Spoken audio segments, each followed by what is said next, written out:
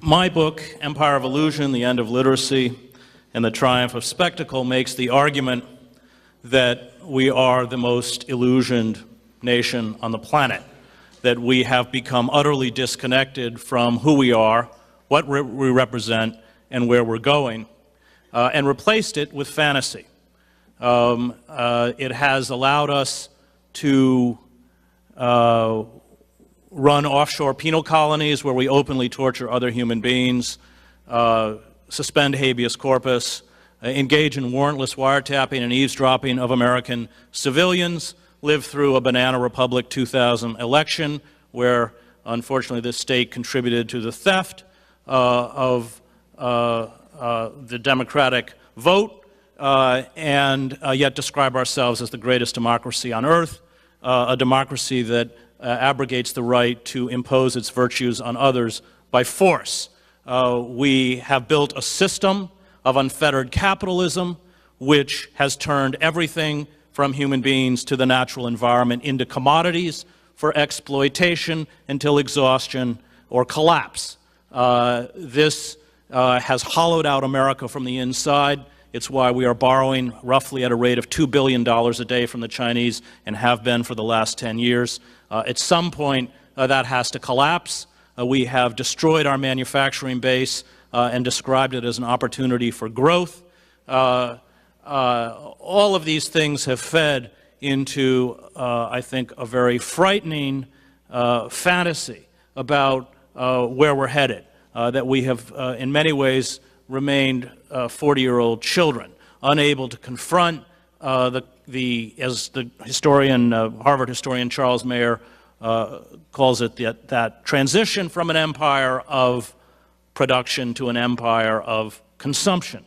Real wages in this country have remained stagnant since 1973, and just as we maintain empire through credit and borrowing, we maintain a lifestyle that we can no longer afford through credit and borrowing. All of that is collapsing. One strives towards a dream, one lives within an illusion. And the illusion that we are fed is that reality is never an impediment to what we want. That we can, if we just dig deep enough within ourselves, if we find our inner strength, if we grasp, as Tony Robbins says, that we are truly exceptional, if we believe that Jesus can perform miracles, if we focus on happiness, we can fulfill this pernicious psychological idea among consumer culture that has sort of instilled massive consumption as a kind of inner compulsion. And the danger of illusion is that it allows you to remain in a state of perpetual childishness, infantilism. And as that gap opens up between the illusion of who we are and the reality, the foreclosures, the bankruptcies that are caused by the inability to pay medical bills, the collapse of empire, we are unprepared emotionally, psychologically, and intellectually for what it is that is about to confront us. And when the wolf finally bays at the door, when our house is foreclosed, when the unemployment insurance runs out, then you react if you have remained in a state of illusion, as a child reacts. You search for a demagogue or a savior who promises moral renewal, vengeance, and new glory. And we can already see that very frightening psychological disease leaping up around the fringes of American society. The only way that one can speak about hope is to break free from a non-reality-based belief system, to begin to speak in a new language of humility, to accept a lifestyle which frees itself from profligate consumption and endorses a new simplicity. And finally, it is not incidental or accidental that the environmental crisis we face is twinned with the economic crisis. It stems from the same disease which is turning everything, human beings, into a commodity, the natural environment into a commodity that we exploit and exhaust until it dies. And either we wake from this illusion or we commit collective suicide.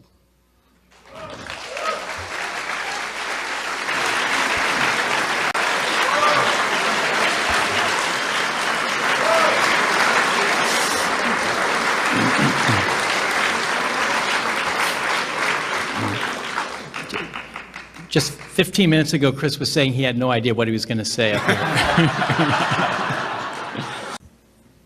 Hedges, you really nail it right on the head with Empire of Illusion. It's exactly what is happening to this world today in the grips of these monstrous money, these madmen that run this money system and capitalism and the militarization coming out of the Pentagon. But I would like to ask you, you speak of the spectacle, triumphs of spectacle. How have they gotten away with the September 11th supreme hoax, big lie? What do you think of the evidence of the crime of 9/11 and who was responsible for placing the explosives in those New York skyscrapers? Let me deal with spectacle first, and then I'll deal with 9/11. It was interesting hearing Sam's analysis, some of which I agree with. I'm actually a fan of Eisenhower, and in political terms define myself as a conservative, in a sense that embracing Karl Popper's kind of piecemeal engineering, the deep distrust of utopianism. But I think Sam has confused something, and that is that we have shifted from conservatism, which in many ways was a positive force and is a positive force in democratic societies, to corporatism, and that's something very different. That the kind of penny capitalism that took place, I grew up in a farm town where farmers came in and sold their goods, even a regional capitalism where the guy of the in our local hardware store sat on the school board, that has been destroyed for corporate capitalism, which has radically upended our politics. And when you talk about Clinton, Clinton made a very conscious decision to take corporate money and do the bidding of corporate donors. He understood that if he did that, he could have fundraising parity with the Republicans, which he did by the 1990s, and of course now the Democrats get more. But to do the bidding of corporatism meant he accelerated what began in the Reagan administration, which wasn't conservatism, but a kind of coup d'etat in slow motion, in which the citizens were utterly disempowered to serve corporate interests. And that became justified through the utopian ideology of globalism, of free market capitalism, something Karl Polanyi in his great 1944 work, The Great Transformation, understood, that when a society loses the capacity for the sacred, when you build a system where human beings are discarded like human refuse, as we are seeing with our blue collar, and I come out of the blue collar, so it's something that has affected my own family, you build a kind of neo-feudalism. And that's where we're headed. So I think we have to make the distinction between conservatism and corporatism. And we live in a corporate state, as Sheldon Wolin in Democracy Incorporated, probably our greatest living political philosopher, has explained. Inverted totalitarianism, unlike classical totalitarianism, finds its expression in the anonymity of the corporate state, not in a demagogue, not in a charlatan, in a charismatic leader. It doesn't tear down a structure. It purports to cherish democracy, electoral politics, while subverting the levers of power. In classical totalitarianism, politics always trumps economics. In inverted totalitarianism, economics trumps politics with different kinds of ruthlessness. And I think that transformation, while we still use the language of traditional conservatism and the iconography of American patriotism, has masked something deeply insidious, which is why we are where we are. Now, just on 9/11, my friend Amy Goodman, unfortunately we get these questions all the time. I'm a denier in that sense. I don't think it was a conspiracy. I covered Al-Qaeda for the New York Times out of Paris, including huge investigations into Mohammed Atta. And I think the reason 9/11 worked is because Atta was brilliant and disciplined, obviously deeply psychotic. And without him, it wouldn't have worked. Just to be fair to you, I also have not studied the structural analysis, and which some people have, who make that claim that this was orchestrated. But as someone who did spend a year of my life covering Al-Qaeda, it's my impression that it's more that the Bush administration was asleep at the switch and less that there was active involvement. I don't believe there was active involvement in the attacks of 9/11. Next, please. For Mr. Hedges, Obama was against invading Iraq in 2002. He promised change in 2008. Once he was president, he appointed George Bush's Secretary of Defense to be Secretary of Defense, and now the American military presence in Iraq and Afghanistan is far greater than it was under George Bush. Please explain. Because Obama's a brand. Obama, think of Obama the way, remember when Calvin Klein and Benetton associated risque style and HIV models and all this stuff to give their products an edge and a progressive appeal. But of course, the end result was the same, which is to make consumers confuse a brand with an experience. That is what Obama provided. He has, as you correctly point out, not veered from the policies endorsed, either financial or military, by the Bush administration. The kinds of arguments that occur between the Democrats and the Republicans are, as Freud says, essentially about the narcissism of minor difference. We see the rise of the corporatism, corporate state in every aspect, including the healthcare debate. Any factual discussion of healthcare in this country would begin with the acknowledgement that the for-profit healthcare industry is the problem and must be destroyed. This is an industry. This is an industry that has the legal right to hold sick children hostage while their parents bankrupt themselves to save their sons and daughters. And the inability to have a rational discussion around health care is driven because Obama, sadly, is largely a figurehead and has been emasculated by the corporate forces that have orchestrated the largest transference of wealth upwards in American history and are destroying a country that I love.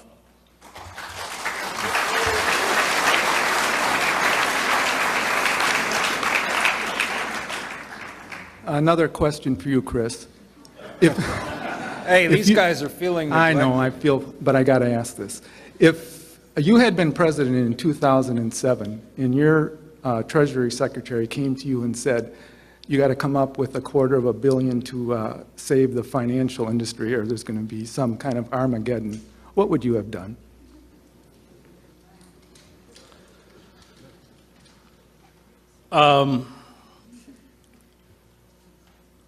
The decision to commit $12.8 trillion in guarantees, loans, to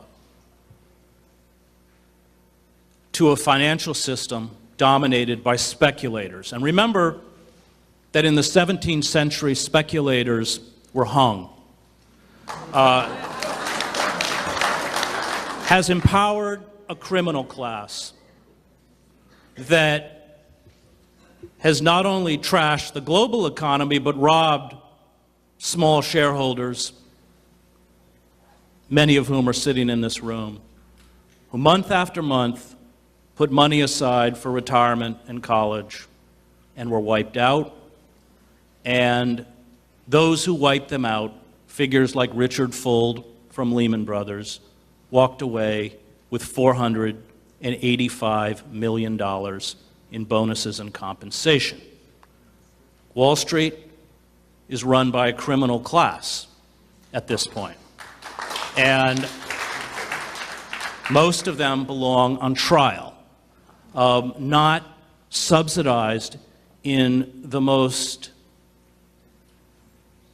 disgusting example of corporate welfare in human history. What is so myopic about what's happening is that corporatism is actually destroying the socialism that's trying to save it. A year from now, these corporations are not going to pump this kind of liquidity into the market, and we are going to be bereft of resources to respond to the growing desperation that is sweeping across the country. So, yeah, I think most of these people belong behind bars. But let me just quickly add something to that. Having spent 2 years writing a book on the Christian right, I spent a lot of time in these former manufacturing centers like Youngstown, and George is right. This bitterness, and much of my own family comes from former mill towns in Maine, utterly destroyed by NAFTA. NAFTA, 1994, passed by a Democratic administration, thrust a knife into the back of the American working class. It was a tremendous betrayal. And when you talk about blue-collar workers being angry at liberals and voting against their own interests, I think that's incorrect. Liberals betrayed the working class in this country, and the working class understood the vast hypocrisy on the part of a bankrupt liberal elite that continued to talk in the language of democracy and workers' rights, and year after year supported a Democratic Party that betrayed those rights, whether it was so-called welfare reform or the destruction of Glass-Steagall. And what we have done by allowing corporations to literally dismantle our manufacturing base is not only create a frightening kind of alienation and engender deep personal and economic among the working class, but permanently disenfranchise the working class. These jobs, at least the kinds of jobs that you had in mills and steel mills, they're not coming back. It's why you have people, struggling 2, 3, 4 jobs, taking jobs in Walmart where they're below the poverty line. And that disempowerment of the citizenry, that Weimarization of the American working class, is creating an oligarchic system. And you cannot sustain a functioning or a healthy democracy in an oligarchy, and that's something that even the ancient Greek writers on democracy like Plutarch and Thucydides understood. So I think that we are not seeing traditional conservatism. We are seeing something far more radical in the form of American corporatism. Well, it has no loyalty to America in terms of globalization and corporatism, which is literally hollowing out our country from the inside. And the rise of the corporate state has grave political consequences, as we saw in Italy and Germany in the early part of the 20th century. And I just Let this lady have her question. yeah. Oh yeah. Go ahead. Much of what the three of you have said, I feel, is attributable to a phenomenon that goes by the name of the Overton window, which describes shifting what is currently acceptable to a more radical position, so that we accept things like Fox News, which is really Fox propaganda. We accept things that the corporate enjoys personhood, which is the position of the Supreme Court after the last few decades, and other examples, many of which I think that you guys have detailed. What I want to ask you is, the Republicans / conservatives have been very successful at moving the Overton window, and the liberals / Democrats have been notably unsuccessful. Can you give us your ideas as to why that is so? Can I offer one quick explanation that's mentioned in my book? In a very brilliant political analyst who once actually worked in both the Kennedy and Johnson administrations said, he said, conservatives have a genius for the semantics of political debate. He said, for instance, national health insurance is recast as socialized medicine, and opposition to a minimum wage is called the right to work. The Southern strategy is another word for racial bigotry. Richard Goodwin wrote that in 1967, and the actual terms are still in use today.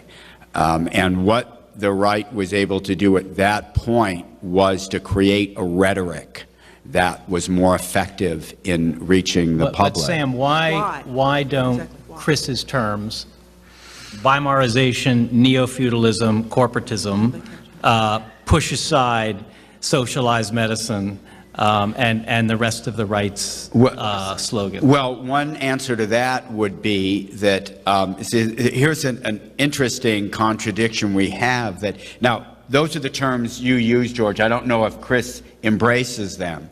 But Chris used Yeah, them. used I exactly do. those? Yeah. Okay. I don't know if used he them. embraced them, but he used them. Well, here's part of the problem. It was something I wanted to mention before. Everything Chris said about the working class and the blue-collar worker is true. And he said that the jobs in the manufacturing jobs are not coming back. What happened to John McCain in the 2008 primary when he went to Michigan and said exactly that? He lost badly. That's why my book is called Empire of Illusion. Well, the problem is if the very voters that are affected by these drastic downshifts in their economic status won't accept the argument when it's presented to them, then you have a kind of cognitive dissonance, which is part of the problem. Well, let me just say a second thing, that the terms that Chris used and that you mentioned here, George, I fear, I may be wrong, but they don't, those are terms that even if they are advanced in the interests of the working class, sound like the language of the Harvard seminar room. Whereas the addendum that Goodwin had was the reason Republicans are so good at this, or he really said conservatives, because in those days there were liberal Republicans and moderate Republicans. There aren't anymore. There were back then.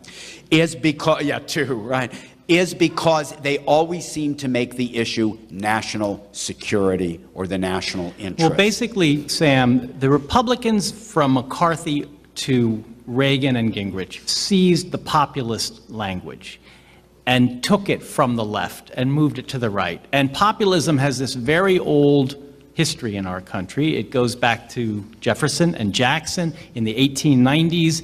Farmers and workers joined together to create the People's Party, which was a populist party. In the 30s, there was a challenge to Roosevelt from the left, coming from Huey Long and others, that was populist. In the 60s, there was populism in the language of the protesters, but it moved to the right. Chris is essentially in the tradition of left-wing populism. I mean, what Chris has said today is in different terms, and maybe it's the language of the Harvard seminar room, maybe it's not, is very much the same point of view that the farmers of the 1890s had, that the bankers and the railroads and the robber barons, as they called them then, maybe it was a better language, maybe it was more colorful.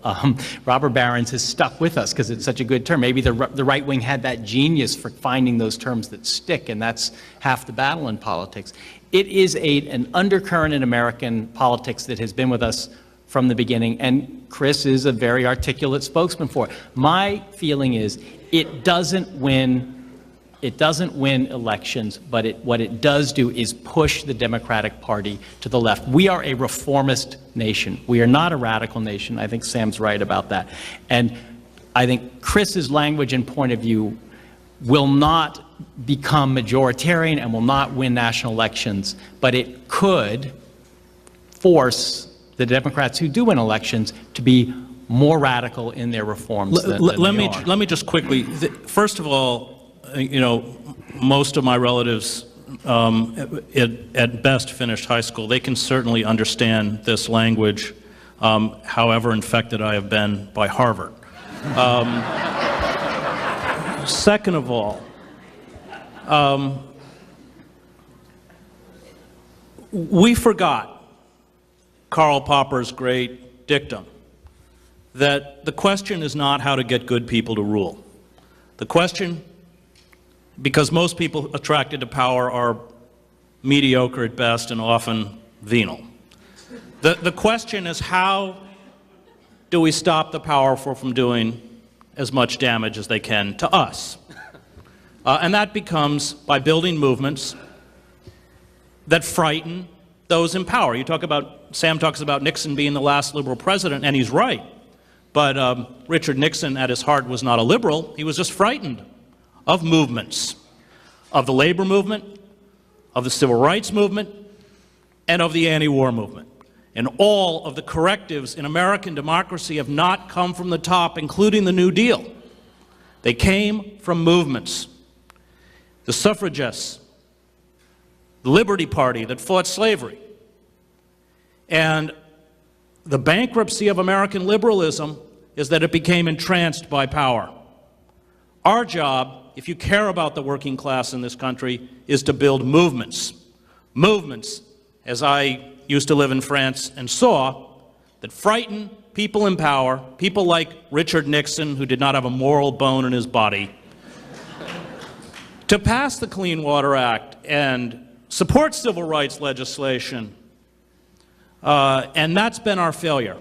We have been seduced by a corporatized Democratic Party, and that has had terrifying consequences for our democracy. Actually, the reason Nixon passed civil rights legislation and advocated affirmative action was because he knew it was going to break up the Democratic Party, and that's exactly what happened. 24-hour news has increased the speed of news. So the news is getting dumber. Secondly, I'm sorry, you said the news is getting dumber. Yeah, it's dumbed down. Blogs allow everybody to retreat into their own groups and not have any proof of anything. And we have hallucinations of death panels and 9/11 conspiracies. And thirdly, mainstream media hosts seem seduced very often by the illusions and myths of the power elite, if you want to call them that. And like they won't quite, like the whole lead up to the Iraq War, there was no evidence for the weapons mass destruction, but they all believed it. So what can journalists do to bring more reality into the debate and more proof and higher standards so that we have real information to reach real solutions with? It's a cultural problem. We are shifting from a print-based society to an image-based society, something writers like Neil Postman wrote eloquently about, and that has terrifying consequences. We are a society utterly awash in lies, skillfully manipulated images that make us confuse how we are made to feel with knowledge. You talk about healthcare. Why do we fear universal healthcare, or why do some elements of the society fear it? Well, because we speak, talk, and think in the idiom of popular culture, which is about linguistically at about a 6th grade level. And the refusal to disconnect from these images and study issues outside of the jargon and cliches that are handed to us by one side or another has rendered us impotent.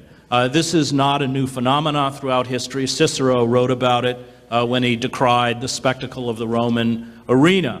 And we are moving away from nuanced thought, from the struggle with ambiguity for this kind of childish cant that, as someone mentioned, Fox News, that dominates most of the cable news networks. And so when we watch the death of newspapers, Philadelphia Inquirer, San Francisco Chronicle, all in bankruptcy proceedings, the New York Times struggling, we are seeing the dying gasps of a culture that is severing itself from print and entering an age of terrifying illiteracy. There have been other periods in human history when populations have been illiterate, but no society has been able to replicate reality to such an extent that we confuse pseudo-events and images for reality itself.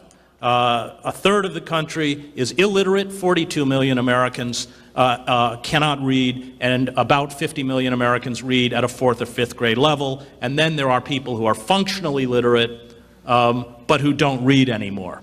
And that has political and social consequences that I think we are watching as we see the death of print. And I think George is right. A democracy that severs itself from the print-based world and from newspapers, which, for all of their flaws, and they have many, and their subservience to advertisers and commercialism, nevertheless hold entire cities' community, means that huge sections of America will, in essence, go dark. Nobody will be at City Hall. Nobody will be covering the police. And the ability for corruption and the abuse of power by our power elite will grow exponentially.